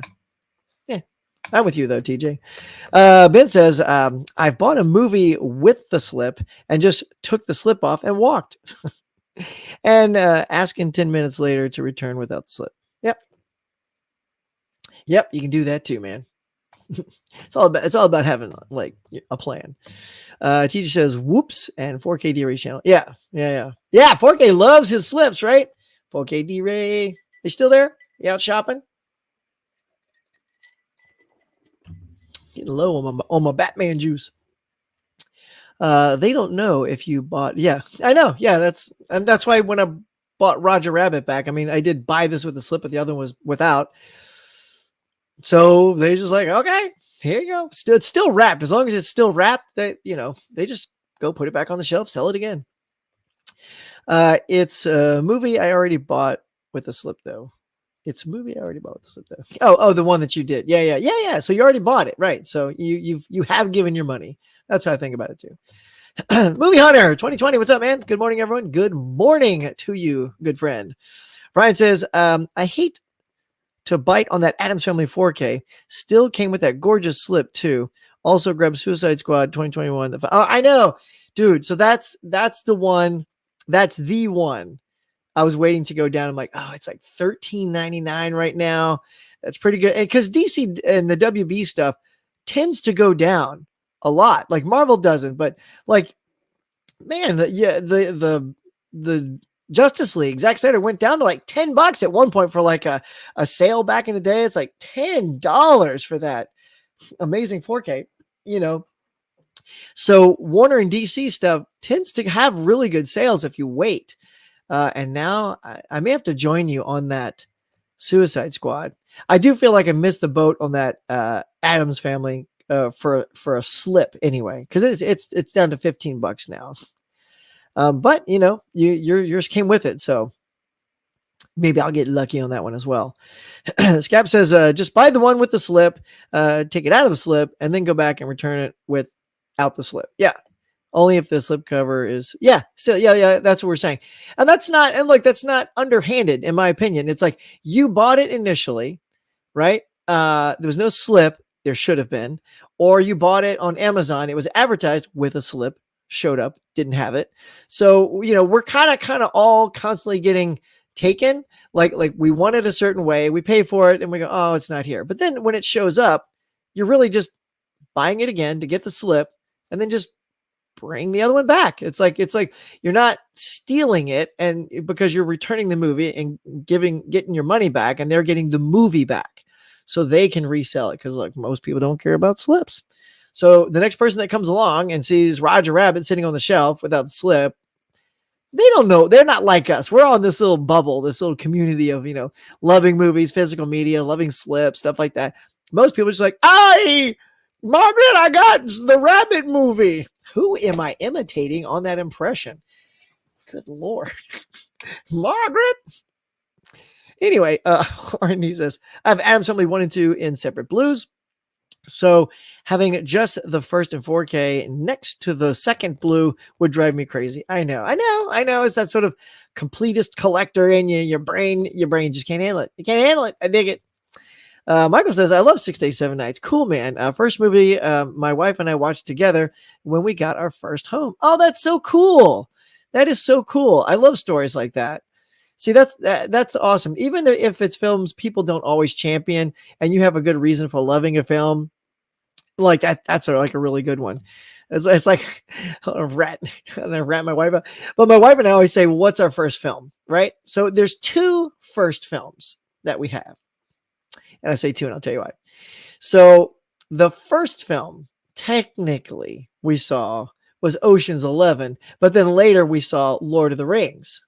It was either that day or the next day. And look, my wife is a huge reader. She's read Lord of the Rings over and over and over. And we love those movies. We actually just showed them to our daughter. God, man, they hold up. Effects are great. Story is great. The acting is great. The directing is just, it's still, I mean, you have to love those kind of movies. If you don't love those movies, then you don't love them. But if you like Lord of the Rings, if you like those movies, I'm just saying, it's been 20 years since Lord of the Rings. That was 2000. And they hold up so well. So we like to say that was our first movie together. It's like, what's the first movie you saw with your wife? I'm like, oh, Lord of the Rings, Fellowship of the Ring. I mean, it was awesome, right? Let's talk to. I mean, and we liked Ocean's 11. It just for her loving it, I think she just loves saying it's Lord of the Rings. Don't tell anybody, y'all. Physical Media, what's up, man? Just got home from Blu-ray shopping, picked up the Batman on 4K. Nice. Yeah, I had a chat earlier about the Batman. You'll have to go back and check it out. I'm just kind of about that movie right now. I mean, it's got some nice moments, but yeah, I think once I finished it, I had to watch it in 2 parts because my wife and daughter just wouldn't commit. I kept saying, so tonight, Batman, 3 hours. It's only 7 o'clock. And they're like, no, nah. I'm like, all right, look, I'm just going to start watching this movie. I keep asking, and they're like, it's never the right time. Well, it was for me last night. Sounding great, though. I love the music, too. Oh, my God. I forgot James Caan was in Alien Nation. I know. James Caan was the best. Jonathan. I like in Alien Nation because as soon as I bought it, I watched it. And I like how Mandy Patinkin's character, all of the aliens have unpronounceable names to us. So they just sort of look in our culture and pick something. So his name was Sam Francisco. And Khan's reaction was great. He literally puts his hand on his chest. Hang on. Your name is Sam Francisco? Yes, San Francisco. Okay, no, I'm not calling you that. I'm going to call you George. Is that okay? I call you George? like I love it. He's just like, no, I'm not calling you that. So good. It holds up, man. And Terrence Stamp, I liked it. And it's short, man. It's like 89, 90 minutes. It's lean. It's tight. It doesn't overstay its welcome. It's done. It's gone. Let's see. Scap says, when I see how old Christina Ricci has gotten now, it just makes me feel so. I know. Look, that's how it is, man. That's how it is. It's all good, though. Good old Christina Ricci. She was so perfect in that. Like Christina Ricci as Wednesday and Winona Ryder in Beetlejuice. The 2 of the best sort of emo castings ever. They were just perfect in those parts. R&D says Christina Ricci was damn good in Yellow Jackets on Showtime. Oh, I haven't seen it yet. I've heard good stuff. I hear you. Like having Alien in 4K, but not Aliens. Oh yeah. I mean, I don't know what the deal is with Cameron. Like, you would think by now Cameron just has a trustworthy team to just at least get the ball rolling. Like he's so, to me, it's like this game of egotism, whatever, that he won't let anyone else except Terminator 2. And they put that out and it looks like hell.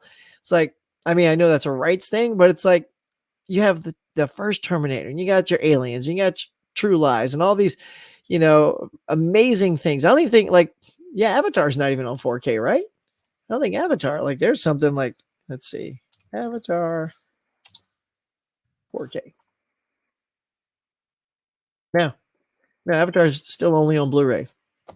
Avatar, at the time, biggest film in the world. Titanic, biggest film in the world. Turn your movies those of us who care about these movies, we're going to be dead, before it comes around. It's because look, physical media collectors, our kids, that generation, no, unless you're sort of weaning your kid on collecting, they don't care. There's no way. When I kick, my daughter's gonna be like, "Can I have my dad's movie collection?" Not gonna happen. No. She'd be like, "How much can I sell it for at an estate sale so I can go out with my friends? Buy a new iPad." That's how that's gonna roll. Hashtag reality check. That's how it is, people. All right, how are we doing today? Ooh, it's 9:30. Should probably get to work, y'all. Let's see. Where did I leave off? Here we go. TJ says, Cameron and his refusal to remaster his films in 4K is a separate life show. I know, right? I know. We should just I should get a little panel together. We just, but see, I also like to do a little digging here and there, but I also like to keep things kind of upbeat and positive on my channel. And I feel like that would just be an hour or more of ragging on Cameron, because it's easy to do because he deserves some ragging for being so, lazy and providing us with these great 4Ks. So I think I would just get exhausted halfway through and just turn it over to somebody else. Be like, pass the torch here. I'm going to sign off for a couple of minutes. You guys just keep talking trash about Cameron. But yeah, I mean, that's all we can say is just let's get with it. Okay. There was one more thing and I forgot. Oh. Okay. Here we go. because I want to share this before I check out with you guys. Here we go. Add to stream. Wait. Let's get my face up there. Hey, y'all. All right. So on Groove, for you Father's Day out there, you don't have to be a father, y'all. This is the beauty. Fathers like me make it so everybody can get a deal. So here you go. Look, Father's Day Blu-ray deals. I mean, look at these things, y'all. $5.99. You know, if you don't need 4K, you just want, oh my God, look, Last Night in Soho down to $10 on Blu-ray. I haven't seen or purchased that yet. That's a really good price. Eternal Sunshine. My wife loves this movie. Look at that. $6. Frightener is $6. That's a good release, y'all. Hateful Eight, $5. Look at this. Oh my God. The Thing, $6. Dante's Peak. See, I may get that. It's all by itself. Like there's a Dante's Peak. Where was it up here? Did they have it? There's a 2-pack like this. It has Daylight and Dante's Peak. But I already have. Oh, there it is. I already have Daylight, so I don't want the 2-pack. So, what you guys think of Dante's Peak? Is that worth getting? Should I get Dante's Peak? Add that to the cart. What do I have? I have 3 movies in the cart. 3 movies in the cart. Let's sign in here. There, now I can check out my cart. Let's see. What else we got? I mean, look at a little Terminator 2-pack. Or Terminator 2 and Total Recall Blu-ray for $13. American Graffiti. These are good, man. The Rundown. That's a great movie. Have you guys seen The Rundown? That's one of my... It's an early rock movie, but he's actually really good in that. Very good. So you can see right now, I mean, just so many good deals. Mystery Men, The Jerk. Look at it. And there's only like a couple of pages, so you're not going to exhaust yourself looking for all the deals. Oh, that's good. Oh, look. Oh, Money Pit. I see. I've been wanting to get the Money Pit. It's only $6. You have to add that, I think. This is Dawn of the Dead and Land of the Dead. I've never seen Land of the Dead, but I do like the Zack Snyder Dawn of the Dead. I don't have that in my collection yet. Oblivion's a fantastic film. If you guys haven't seen this, there's so many like Tom Cruise sleepers that no one talks about, like Oblivion and Edge of Tomorrow. Though I think Edge of Tomorrow is finally getting sort of back up there in discussion. It's coming out on 4K. That's going to see, that's one I definitely want. But again, is that a day one purchase? I already have it on Blu-ray. I can watch it if I need it. Or do I wait, hang out, wait for that sale and do it that way, you know, during Black Friday? So yeah, that's it. So that's just the Blu-ray part, but there's Father's Day DVD deals. They still have the 3 Blu-rays for $24. So these are different titles. So like that, Double Indemnity, Touch of Evil. So basically these will come down to what? $8 each. So that's also still really good for a Blu-ray, $8 each. Sure, I picked Charade up. I'm dying to see that. I definitely have to have like a classic movie month and start watching more of these. That's why I picked some of these up. Look, there's old Marnie. Say I love it. I love seeing these singles now. Like I already have it on. I don't need it, but and yeah, that's coming out on 4K. So all these hitches coming out on 4K. But you know, I have this set. I'm watching them now. I don't need to jump and suddenly start replacing all my hitches with 4K. Because also I want to see, well, how many of these am I going to rewatch right away? Which ones do I want in 4K? Right now, like Rear Window and Rope. Like I wish Rope was part of this 4K set. And then I think it'd be all set. To Kill a Mockingbird. Look at this stuff. Upgrade. Yeah, man. That's such a good movie. If you guys haven't seen Upgrade, it's very, very cool. This guy like has a chip in the back of his head. He's paralyzed because he's in a car crash. But this little chip like takes over his body and he can like fight and do stuff because the chip knows how to fight. Classic fighting chip. But the performance is great because the guy like his face is like, what's happening with but his body is fighting because the body knows how to fight, but his face is like, oh, what? It's actually hard to do. Like think about when you fight, you get very focused in your face. Like I'm a big fighter. I'm like slapping people like this, but you know, anyway, when you see people fight, they get kind of focused and they hoo-wah, right? But like, he's all, whoa, what's going on? But his body is performing spot on martial arts. And super impressive. Anyway, let's do one more page. See what we got here. Yeah, look at that. Vertigo, some hitches, Wolfman. Look at that. Classic monster movies, Phantom of the Opera. Dudes and dudettes. There are some good stuff in these sales. So yeah, get over here to Groove, y'all. Like the Fantastic Beasts, Downton Abbey. They got a warehouse clearance. And like here's the digital stuff I was telling you about. So if you just want to get some digital codes, I don't know what we need to tell me about digital. Let's just go to Groove Digital. So there it is. It can go to your movies anywhere, iTunes, we do all stuff. And so let's see, do they list the prices? It's funny. It's like trending in codes. I wish they'd just tell you the code price. See, ambulance is. See, these are brand new. So the codes. See, this is what I don't like is paying top dollar for a code when I can get the 4K DVD, Blu-ray, and code for the same price. And then you just sell the code like Brian was saying earlier. So yeah, so get over there to Groove and check it out. They even have some steel books on sale. I was checking these out. I'd love to get this one, To Kill a Mockingbird. But look, I mean, $10 for that To Kill, sold out. So I'm sure that probably got sucked up because of the Father's Day sale. So I keep an eye on that. All right, guys. So yeah, I think that's gonna kind of do it for now. Let's see how many folks we still got in the old view. We still got 13 people, 12 likes. Hey, if anybody hasn't hit like, I always forget to say this. Can you match my 13 and 13? Get over there and slap the like button. So I have like a nice, that's the OCD in me. It makes me want to see like 13 and 13. Then we can always say, see, lucky 13. All right. Now, so before we wrap up, let's see what we got here. Dante's. Oh, wait. Let's roll up here. Can I see where we left off here? I'm just going to punch a couple of these back up. Alien, Refusal. See, it's tough when you go on a tangent. Avatar is getting released in theaters September, so maybe the 4K after. Yeah, that makes sense. That makes sense since it's, the new one's coming out. Dante's Peak is awesome. I've seen Dante's Peak a long time ago. Lindy Hamilton is always worth a look. She's so great. Love Dante's Peak. Oh, I'm getting some thumbs up for Dante's Peak. I'm gonna have to add that to cart, y'all. Next week I'll show them off if I pull the trigger. Duel is good. So here's the thing on Duel. I love Duel, but there's a Spielberg set. So let's see one more time let's see. They have it. Oh. Spielberg. Yes, they do have it. So check this out. So here's the Spielberg set, and it's $20 for the DVD, but $45 for the Spielberg set.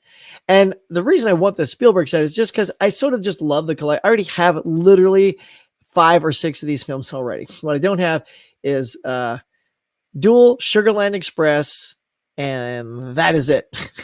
So it's like 2 movies.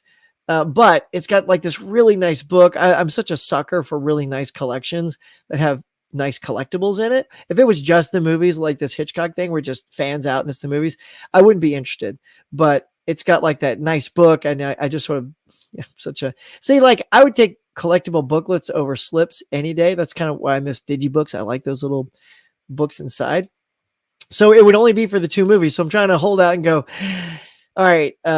It was on Amazon Prime Day last year. This Blu-ray set was $20 and I did not jump on it. So I'm just sort of waiting for Amazon Prime Day again, just to see if it goes down to 20. And if it goes down to 20, that's $10 for each of those Blu-rays plus the book. I'll pull the trigger. And if it don't happen, then I think I'll just come back and get the duels separately at that point. So yeah. So it's a cool looking set, y'all. It's very, very cool.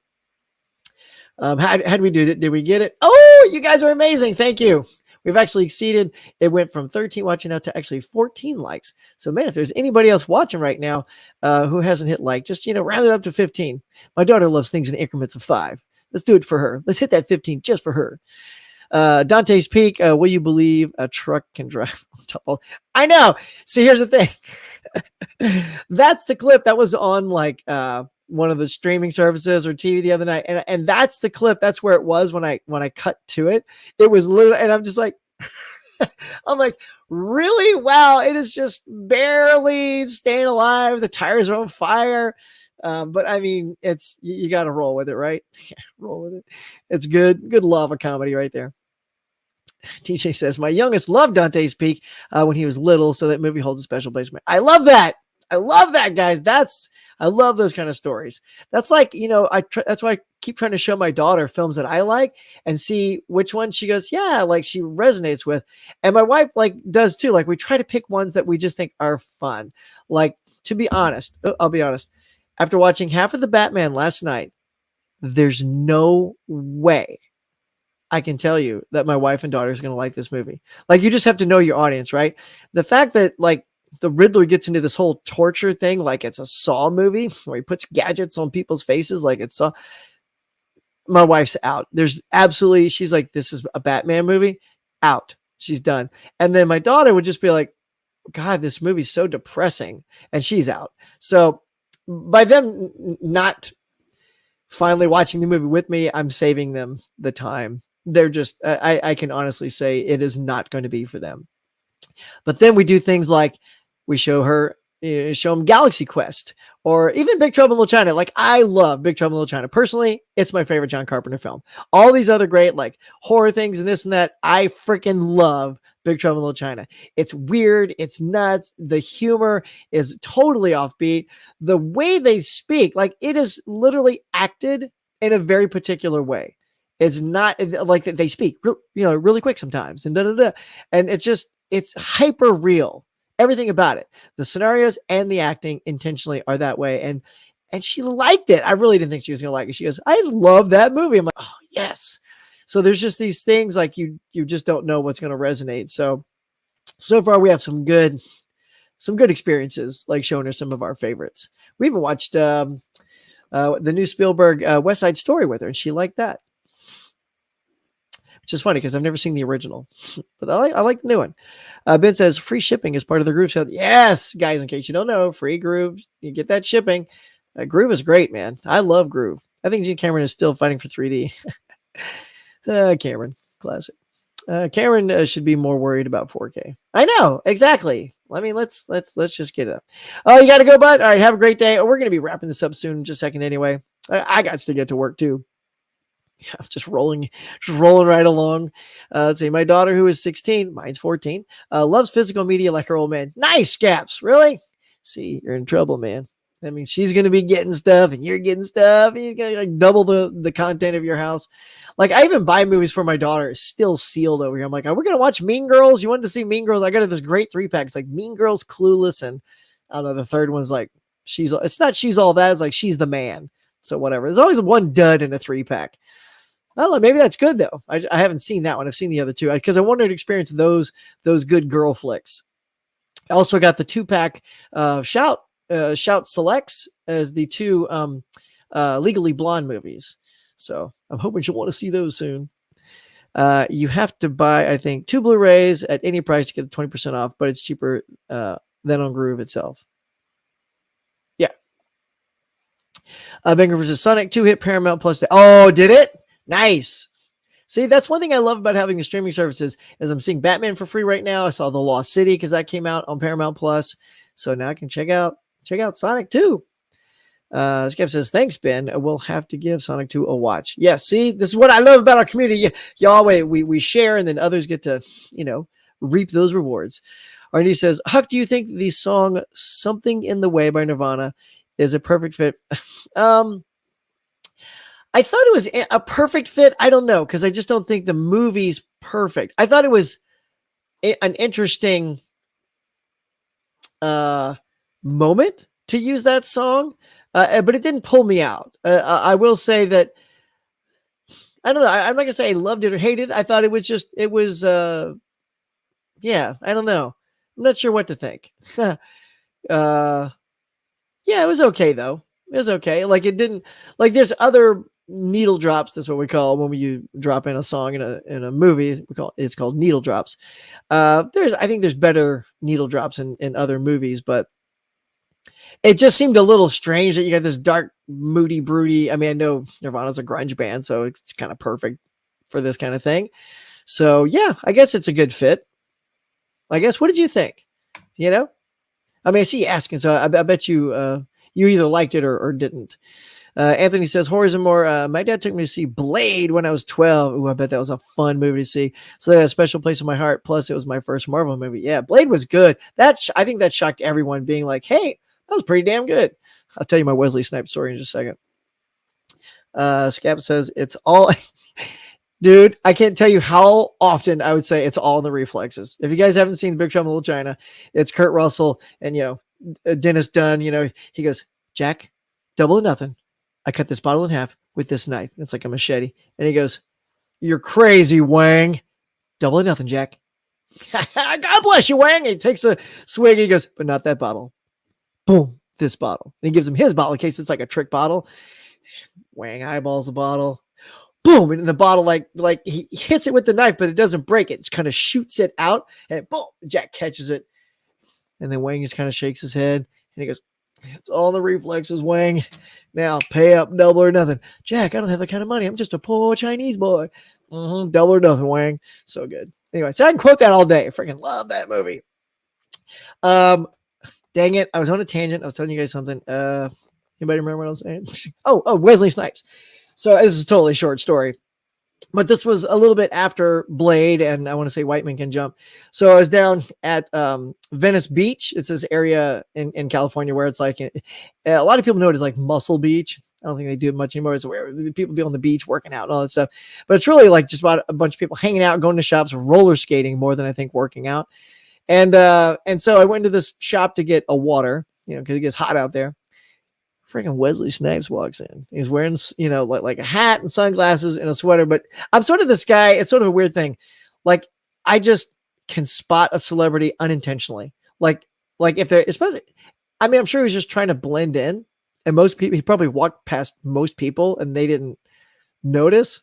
So I don't like busting their cover, but I do like acknowledging that I know who they are in a very cool way. And so I just, I just looked at Wesley Snipes and I just kind of went, right, gave him that, and it was so good. And then I got one of these from Snipes,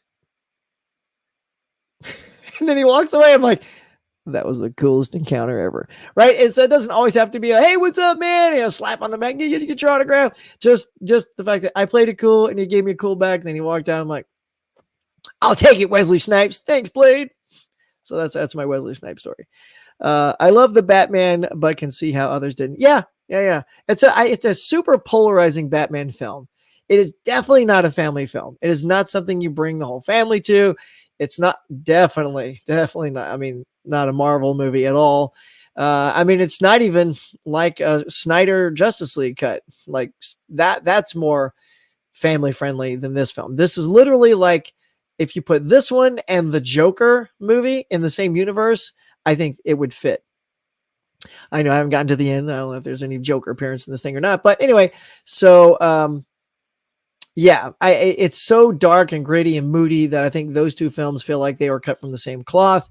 But it is not for everyone. I guarantee my wife and daughter aren't going to want to see that film. So, but know your audience.